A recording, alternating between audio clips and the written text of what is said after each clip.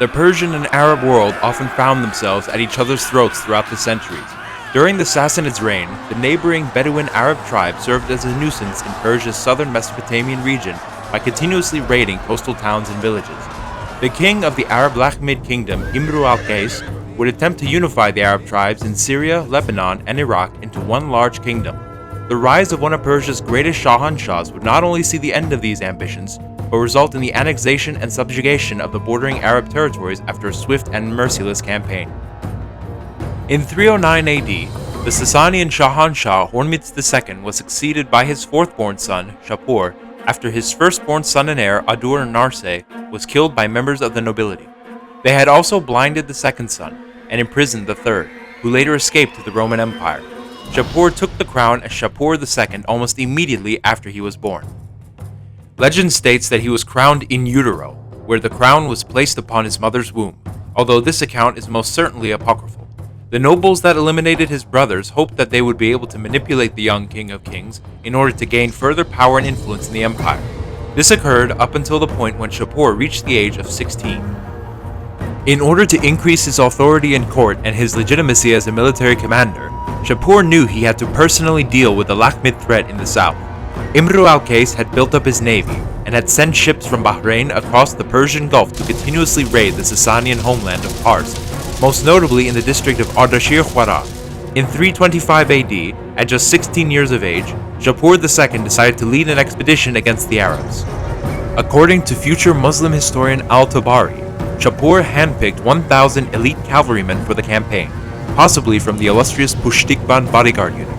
He began his campaign by winning a victory against the Iyad tribe in Asoristan, and then he crossed the Persian Gulf, reaching Al-Hat, modern Qatif, or present eastern Saudi Arabia. He then attacked the Banu Tamim tribe in the Al-Hajar Mountains.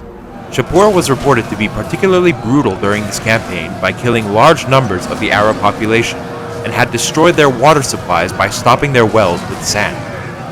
After having dealt with the Arabs of eastern Arabia, he continued his expedition into the Syrian desert and western Arabia, where he attacked several cities, possibly reaching as far as Medina.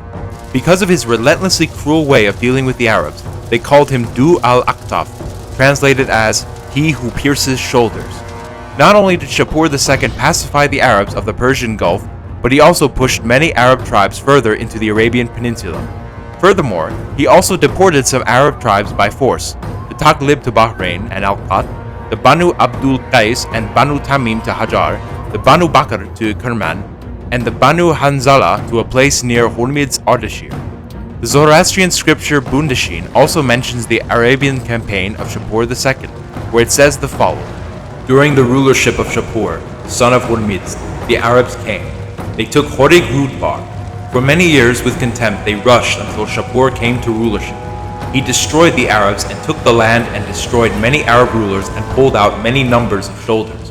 In order to prevent the Arabs from making more raids into his territory, Shapur II ordered the construction of a defensive line near Al-Hira, which became known as Wadi Tazigan, or the Wall of Arabs.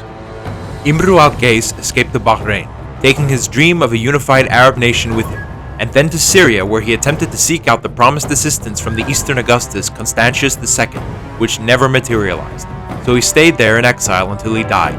With such a decisive campaign, Shapur II proved his military prowess to his subjects, and had managed to establish suzerainty over all of the Persian Gulf and numerous Arab tribes, who now paid homage to the King of Kings and served as his vassals, and would prove to be valuable allies during their constant engagements with the neighboring Roman Empire.